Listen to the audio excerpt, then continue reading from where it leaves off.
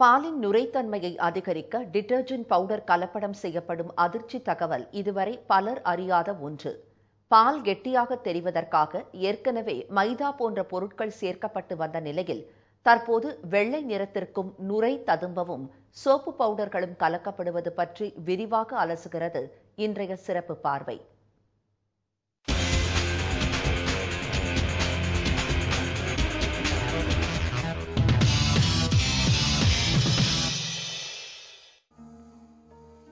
இடுப்பில் சாய்த்து நிறுத்தப்பட்டிருக்கும் சைக்கிள், கேரியரில் வளைத்து வளைத்து கயிற்றால் கட்டப்பட்டிருக்கும் வெள்ளி நிற பிரம்மாண்ட கேன், அதன் அடிப்பகுதியில் மஞ்சள் நிற பித்தளை குழாயில் இருந்து நுரைத்து வரும் பால். இன்றைய தலைமுறை தொலைத்துவிட்ட எத்தனையோ காட்சிகளில் இந்த பால்காரர் கதாபாத்திரமும் ஒன்று. பால் பாக்கெட்டுகளை மட்டும் சந்தேகப்பட்ட காலம் மலையேறி வீட்டுக்கு வந்து சேரும் எந்த பாலையும் சந்தேகப்படும் காலம் இன்று உருவாகிவிட்டது. வெளுத்ததெல்லாம் பால் அல்ல என்பது உண்மையாகி போயுள்ளது. பாலில் வந்து தண்ணி ஊற்றுவாங்க, அந்த திக்னஸ் வந்து கம்மியாக இருக்கும். இன்றைக்கி இந்த பால் எவ்வளோ தண்ணி ஊற்றினாலும் திக்னஸ் குறையாமல் அந்த பால் அப்படியே இருக்குதுன்னா அது நம்ம சந்தேகத்தை ஏற்படுது. பால் காய்ச்சறப்ப பார்த்தீங்கன்னா அடியிலெல்லாம் ஒரு மாதிரி தரலாக ஒரு மாதிரி இருக்குது, பால் கெட்டு போயிடுது. நம்ம அதை கவனிக்காமல் குழந்தைகளுக்கு கொடுத்துட்டாலும் அது கஷ்டமாயிடுது. 1 லிட்டராக வாங்க போகும்போது 2 பேக்கெட்டாக தான் கொடுப்பாங்க. 2 பேக்கெட்டாக கொடுக்கும்போது அது வந்து 2 பேக்கெட்டும் சம்டைம்ஸ் மிக்ஸ் பண்ணி நீங்கள் காய வைக்கும் போது பால் திரிகிற சான்சஸ் ஜாஸ்தியாக இருக்குங்க. காய்ச்சி முடிச்சதுக்கப்புறம் பார்த்தீங்கன்னா காஃபி போட்டு குடித்தோம்னா அந்த ஸ்மெல் வந்து நல்லாவே இருக்காது. வேறு வழி இல்லாமல் பால் வாங்கிட்டு இருக்க மாதிரி ஆயிடுச்சு. இந்திய தர நிர்ணய அமைப்பு நாடு முழுவதும் பாலின் தரம் குறித்து அண்மையில் நடத்திய ஆய்வில் நுகர்வோரை சென்றடையும் பாலில் 68% கலப்படம் இருப்பது தெரிய வந்துள்ளது.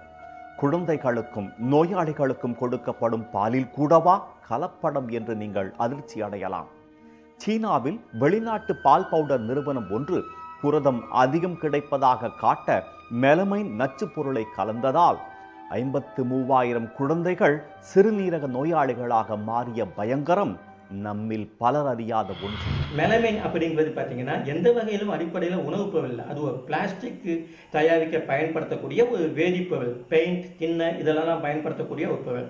அந்த மெலமைனை அதில் பயன்படுத்துகிறாங்க. அதை வந்து இல்லீகலாக இந்த பால் பவுடரில் கலக்க போகும்போது அது புரதச்சத்தை வந்து புரோட்டீனை கூட்டும். அந்த கூட்டணுங்கிறதுக்காக மலிவான விலையில் அதை அவங்களால செய்ய முடியும். அந்த ஒரு காரணத்துக்காக இதை அவங்க என்ன பண்ணுறாங்க, மெலமைன் அதை கலந்தாங்க. அதோட அளவு மிக அதிகமாக போச்சு. அந்த அதிகமாக போனதுனால என்னாச்சுன்னு கேட்டிங்கன்னா ஒரு 2 வயதுக்குட்பட்ட குழந்தைகளுக்கு கூட சிறுநீரக மாற்று சிகிச்சை பண்ணக்கூடிய இது உண்டாச்சு. பொதுவாக பாலில் கலப்படம் என்றாலே நமக்கு தெரிந்தது அதில் தண்ணீர் சேர்ப்பது மட்டும்தான். ஆனால் இப்போதோ நீண்ட நாள் கெடாமல் இருக்கவும் கெட்டியாக தெரியவும் ஸ்டார்ச், மைதா, காஸ்டிக் சோடா, யூரியா என பலவிதமான பொருட்கள் கலப்படம் செய்யப்படுகின்றன என்கிறார்கள் மருத்துவர். பாலின் நுரைத்தன்மையை அதிகரிப்பதற்காக சேர்க்கப்படுவதோ நீங்கள் துவைப்பதற்காக பயன்படுத்தும் டிடர்ஜென்ட் பவுடர் என்பது கூடுதல் அதிர்ச்சி தரும் தகவல். அடல்ட்ரேஷனுக்கு காமனாக யூஸ் பண்ணுறது இந்த டிட்டர்ஜென்ட்ஸ் ரொம்ப காமனாக யூஸ் பண்ணுறாங்க. ஸ்கிம்டு பவுடர்ஸ் யூஸ் பண்ணுறாங்க, குளுக்கோஸ் யூஸ் பண்ணுறாங்க, ஃபார்மலின் இதெல்லாம் ரொம்ப ரொம்ப காமனாக. ஆல்மோஸ்ட் ஒரு 70-80% அடல்ட்ரேஷன் இந்த மெத்தட்ஸில் தான் நடக்குது. இதனால் என்னென்ன பக்க விளைவுகள் வரலாம் அப்படின்னா ரொம்ப காமன் இமீடியட்டாக வர்றது வந்து கேஸ்ட்ரோஎன்ட்ரைட்டிஸ்ன்னு சொல்கிறது. வயிறில் ஒவ்வாமை அப்படின்னு வரும். வயிறில் புண்ணாகிறது, இறப்பையில் புண்ணாகிறது, லூஸ் மோஷன் ஆகிறது, இந்த மாதிரியான இமீடியட் எஃபெக்ட்ஸ் வரும். பால் கலப்பட பொருட்களிலேயே மிகவும் மோசமானது ஃபார்மலின் என்ற ரசாயனம் தான்.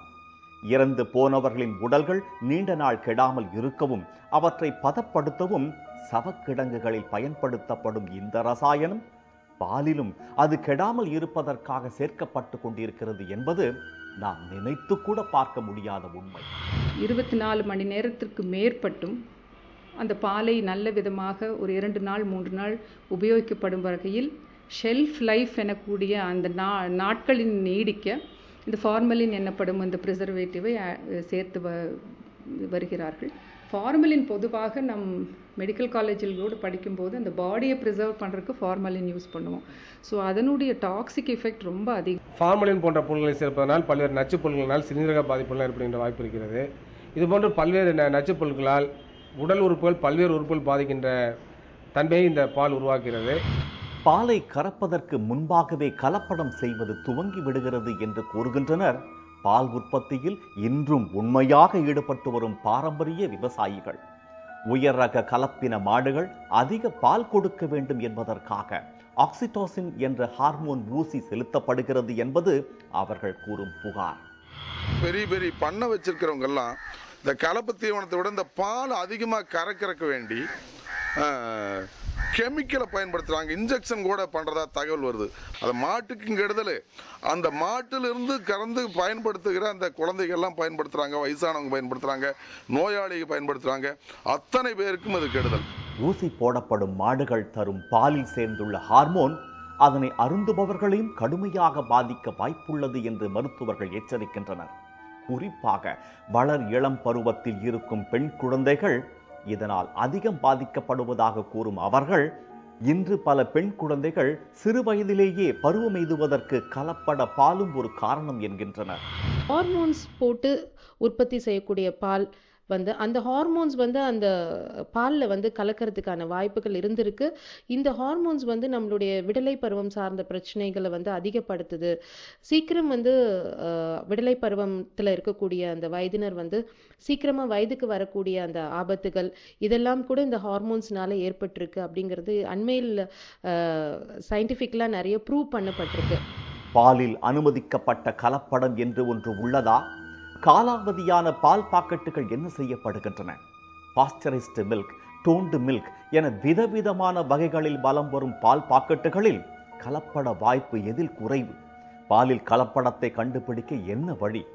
நுகர்வோர் நல சட்டம் என்ன சொல்கிறது? நாளை பார்க்கலாம்.